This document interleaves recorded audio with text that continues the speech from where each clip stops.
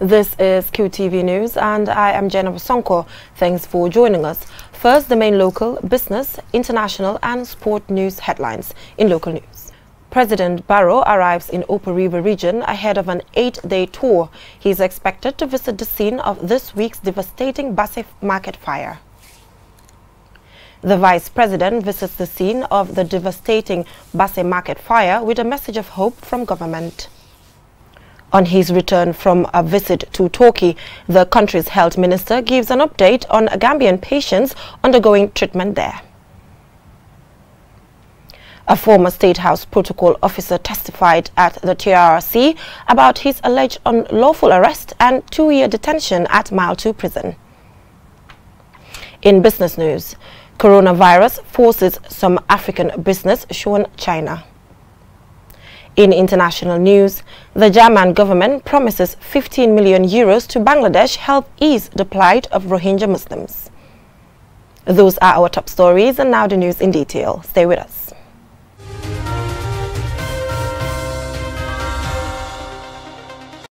Thank you for joining us. Gambian President Barrow has arrived in the Upper River region ahead of various official duties, including inaugurating the new teacher training college in Basse. The training college, only the second to be built in the country since 1957, has been completed in little over a year. Before that, President Barrow is expected to visit the site of the recent devastating fire at Basse Market. The Gambia's Vice President, together with various government officials, has visited the scene of the Basse Market disaster, where she met fire victims. While speaking to the people of Basse on behalf of the President, the Vice President announced the government's plan to build a new market for the community. QTV's Mamadou Lamin Choi is in Basse and he files in the report. The shocking news of the Basse fire disaster has created some work for government, and it took the President less than 24 hours to send a delegation to Basse, led by the Vice President. And she is meeting the people of Basse, including fire victims and vendors, to see the destruction of the fire outbreak. The Vice President's expression of sadness and sympathy over the disaster comes with an announcement of government support to the affected community. This was a very big fire outrage, and when I arrived here I was astonished. It was beyond expectation what I saw, and apparently the President gave me a message to say that I should tell the population and those responsible that he's going to build a brand new market, state-of-the-art market that is going to take account of all the shortcomings that this market is. We have been told that there is investigations going on, but people are associating it with electrical faults. We do not know yet. These are just speculations. We hope that the study and the report that is going to come out is going to establish the real fact of the situation. After touring the ruined market, the Vice President blames the poor infrastructure of the marketplace and looks forward to better construction practices to be utilized in the reconstruction. She also advises people to respect the rules and regulations of the area council to ensure safety and development of businesses. People are still sad while authorities are making promises. The question in most minds is how long will it take government to fulfill their promise of building what it described as a state-of-the-art market for Basse. The Vice President's response is that government has started work immediately, and that while they fully appreciate the seriousness of what has happened, they have to be guided by due process and due diligence in their response.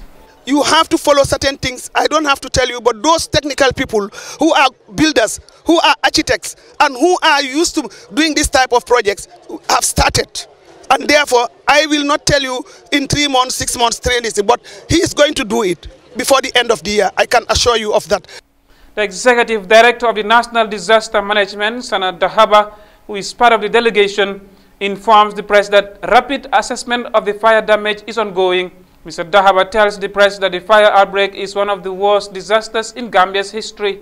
The NDMA's assessment with other government stakeholders will help inform government's decision. The assessment will account for the economic loss, and both in terms of economic and non-economic loss, and this detail will be shared with Gambia government. Then Gambia government, being the principal duty bearer when it comes to disaster, they will see what to do with it. Basse is a diverse community with different tribes, cultures and nationals, and business owners whose shops got ravaged by the fire are from different parts of the country and the continent.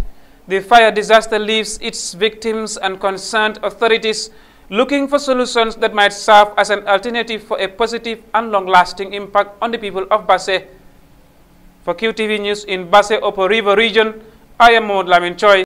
On his return from a visit to Turkey, the Gambia's health minister says Gambian patients undergoing treatment there are doing well. As Aliou Cisse reports, Dr. Ahmadulamin Samate and his delegation also held several bilateral talks with the Turkish counterparts. The Gambia government, through the Minister of Health, with the support of the Turkish government, sent 25 patients with illness requiring treatment unavailable in the Gambia to Turkey every year. Dr. Ahmadulamin Samate, the Minister of Health, who led a delegation from his ministry, says the visit provides an opportunity to meet with and know how the patients are responding to treatment and also to hear their concerns, if any. Patients are doing great, alhamdulillah. We found them doing very well in the sense that they were in very good spirits. They are receiving their treatments. Some have already had the treatments and they are waiting for follow-up. Some are being worked up so that they can have their treatment. Generally, of course, they have challenges in the sense that they made some requests with regards to additional support, which the ministry is currently working on so that we can send them additional support to facilitate their being there. They also use the trip to explore other opportunities for cooperation with their Turkish counterparts, particularly in capacity building for healthcare professionals. We are happy to inform you that quite a number of them have agreed to help us train our people, healthcare workers, doctors, nurses, and other healthcare workers in facilities in Turkey. Now we've also looked at their medical equipment manufacturing agencies and drug manufacturing agencies to look at the various possibilities that are there, especially when it comes to medical equipment, to strengthen our health system in the Gambia. And fortunately, we were linked with people who produce some of those medical equipment that could be made available to this country, to our country. Yeah, so this were very useful. We had very useful meetings with our counterparts in Turkey. We had a meeting with the Minister for Health, which was also along these lines. And we also tried to follow up the issue of increasing the quota for Gambia so that more patients can go to Turkey for treatment. We also had a meeting with the Trade Ministry who facilitated the contact between us and then the people who manufacture medical equipment and so on and so forth. According to him, the visit was a success, adding that his ministry will follow up the talks held in Turkey with action. Reporting for QTV News, I am Aliou Cisse. A former Statehouse protocol officer, Mamadou Sow, while testifying at the ongoing TRRC public proceedings Tuesday, alleged he was unlawfully arrested and detained for 2 years at Mile 2 prison without charge or conviction.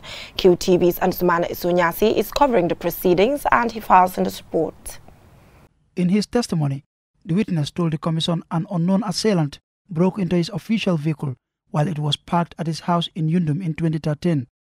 He went on to testify that after reporting the matter to his immediate boss at the State House and the Banjul police station for investigations, he received a call from former Statehouse Commander Lamin Sane, who told him he received instructions from the President's office that he should hand over his official vehicle. The witness told the commission after handing over the vehicle, he was arrested by agents of the now defunct National Intelligence Agency, who confiscated all his belongings that were in his possession.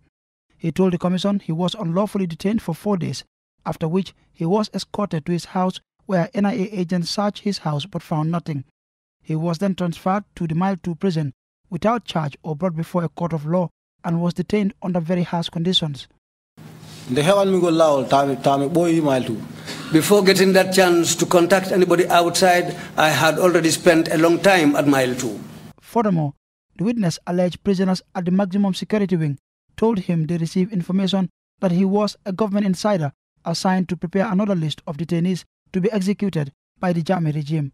This allegation, coupled with being denied access to a lawyer or family visits, he said, made life difficult for him while at Mile 2 prison. When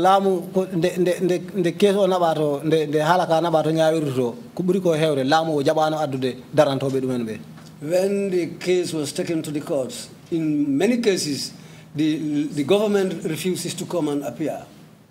So kono lawyer was kanko odari nangi ngati dula goto rek. But the lawyer was steadfast.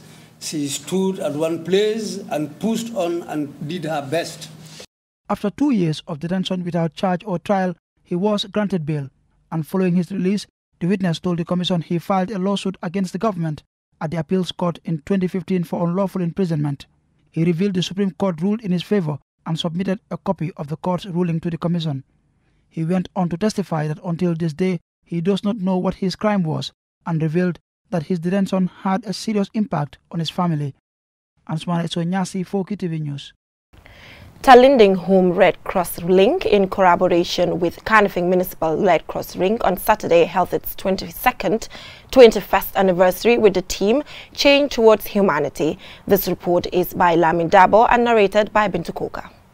The event is part of the Home Link's annual activity for members to evaluate the success, scrutinize the challenges and plan for the future. The objectives of the event include to create awareness on the existence of the link, recruit more individuals from the community, disseminate the ideals and principles of the Red Cross movement, and also to guide the executive to plan for the future. The link leader, Bintu Sane, says the secret of their success is the outstanding sacrifice and commitment by members. Being a link leader from 2019 to date, it has been successful because of the people that were behind me. They worked from day to night. They were with me during hard days and during cool days. Whenever we had blames, everybody would take it. Whenever it's a good thing, they would say it's Bintu. So I think that is actually an opposite of what people would say about it. Well, I would like to thank everybody that have been working with us, and they have done marvelous. The chairperson of Talinding Home Red Cross Elders Committee, Abdullah Sanyang, says the link through its members have been giving valuable service to communities. He calls on young people within the locality to register with the link. The health fair that Talinding Home Link is known for, that is to bring the doctors to our doorstep and then invite people to come and then have free medical health services. Talinding Home Link, we are the first Red Cross link to start it within the Kanifing municipality, and alhamdulillah today most of the home links within KM are also emulated and they're doing as as what Talinding Home Link has done for the interest of the people. Notwithstanding, as a link, we also have young people. As we can see, most of our volunteers are below 18 years, and then this is what we always tell them, that Red Cross is a university of its own. So we pass through it and we know the importance of the things that we learn from it, and we also want to make sure every young person within Talinding join the Red Cross to also learn from the importance of what we've learned in order to make sure we have good citizens for our nation.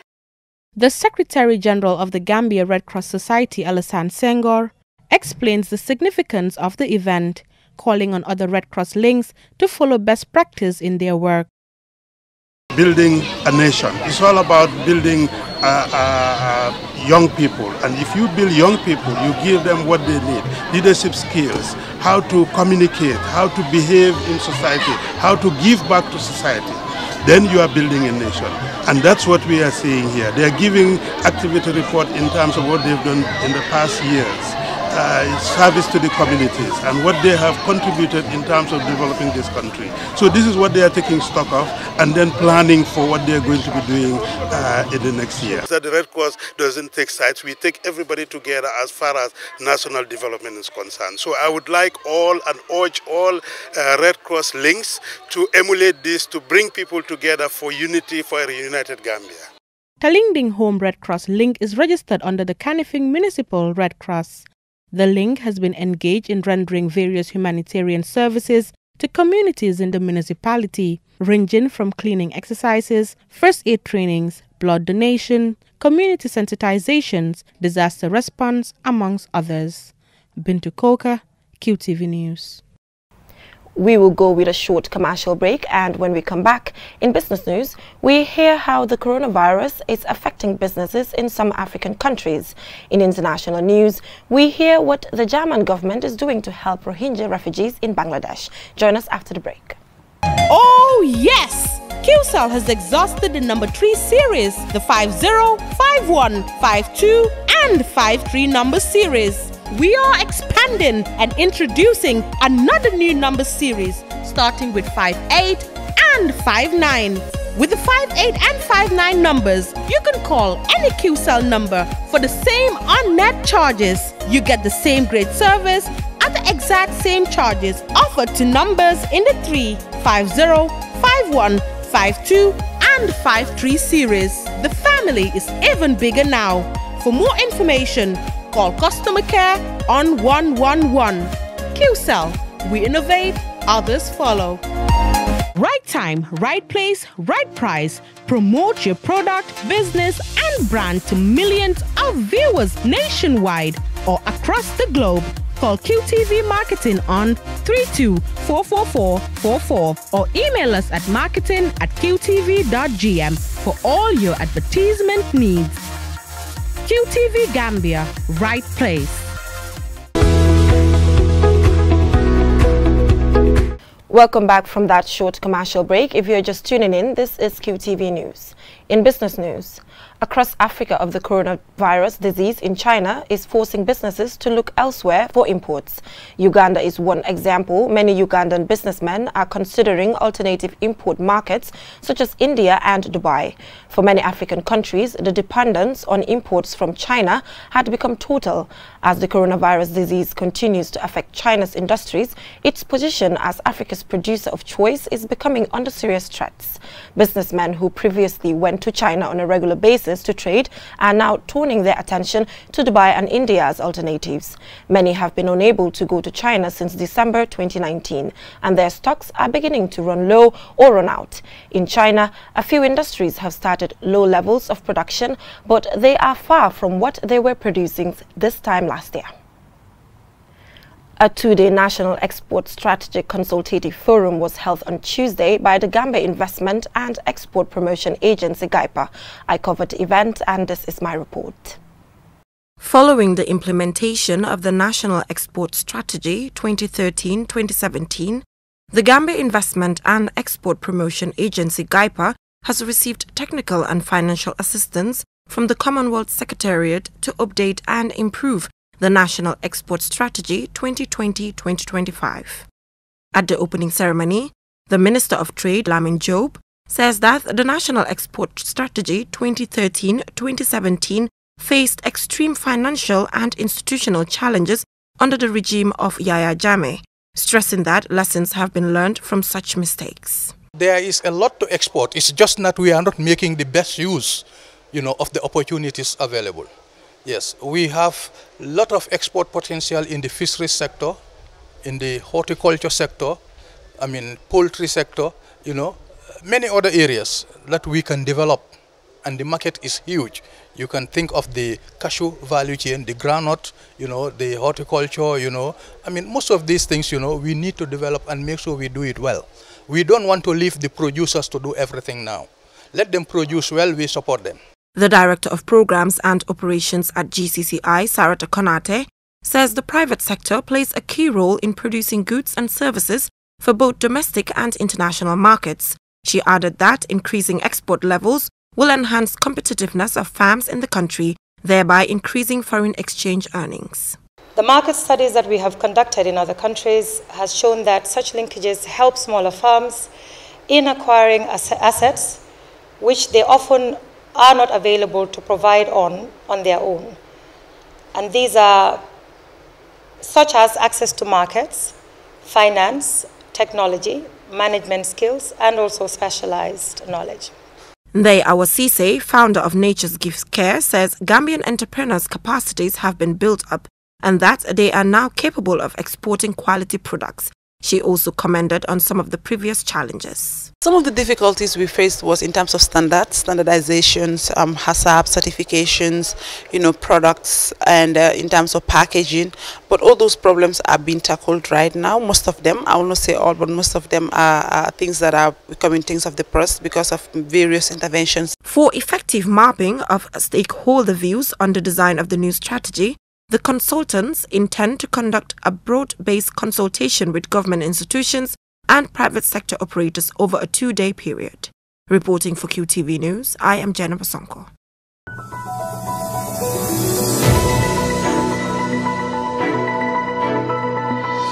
Now in international news. The German government has pledged 15 million euros to the government of Bangladesh to be used to assist Rohingya refugees. The pledge was made by German Development Minister Gerd Müller during his trip to Bangladesh on Wednesday. Müller hopes that the boost in funding will help improve the lives of young among Myanmar's persecuted Rohingyas in refugee camps as well as in host communities. The donation comes less than 2 weeks after 16 Rohingya refugees drowned as they attempted to cross the Bangladesh to Malaysia. It is believed the boat carrying 124 people was being operated by traffickers. The Myanmar government had previously come in for both praise and criticism over its hosting. The praise was because the country was hosting refugees, and the criticism arose due to plans to ship them to an island said to be remote and prone to cyclones. Another source of criticism came when Rohingya children were removed from schools alongside Bangladesh children, with the host government claiming that education might turn them into radicals. It is hoped much of the funding will be spent on setting up schools.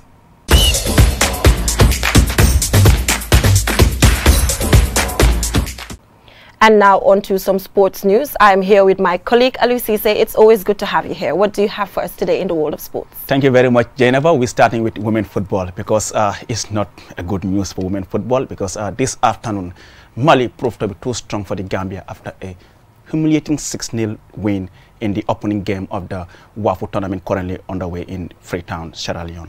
Actually, the Gambia was reduced by a player as Gambian defender Ami Jaju was on a red card in the first half, which resulted in the first goal. So goals from Agise Jara, Umukone and Senabu Sidibe were enough to give the Malian a comfortable start to the tournament. The Gambia will return to action next Friday when they face Guinea-Bissau, and they'll be hoping to have a win.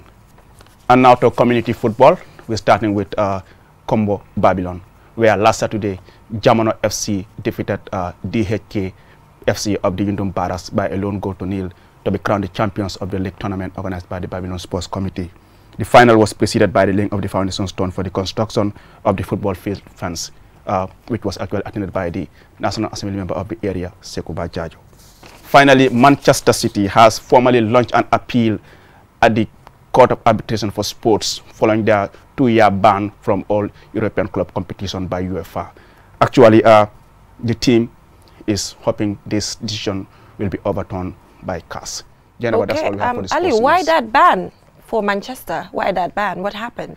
Actually, the team is alleged to have breached some certain fair play regulation, financial regulations, which the team is actually denying, as the chief executive officer of the club has described the allegation as actually not true. So the team is hoping that this ban will be overturned because it's not really good for Manchester City. Perhaps if this thing has to continue, then they might lose some of their key players in the coming season, even though their coach Pep Guardiola has assured that he is staying put at the club unless he is sacked. Okay, so now let's take a look at women's football. I mean, it's a very disappointing situation there. What does that tell you? Yeah, quite disappointing. I mean, it reminds us back in 2012 during the Under-17 World Cup in Baku, Azerbaijan, where the team, of course, the Gambian national Under-17 team, then conceded 27 goals in 3 matches against Korea, USA, and France. So, interestingly, the coach of the current team, Mariam Bomso, was one of the assistant coach of the team at the time, assisting the then coach Buba Jallo. And it's quite disappointing that the team has to, open the tournament by such a margin. Quite disappointing, but let's see what will happen in the next game against Guinea-Bissau on Friday. Okay, let's hope that game against Guinea-Bissau will give us a win. We're just hoping. Thank you so much, Aliu. It's always good to have you here. Before we end this news bulletin, let's take a quick look at our main stories. The Vice President visited the scene of the devastating Basse Market fire with a message of hope from government. On his return from a visit to Turkey, the Gambia's health minister gave an update on Gambian patients undergoing treatment there.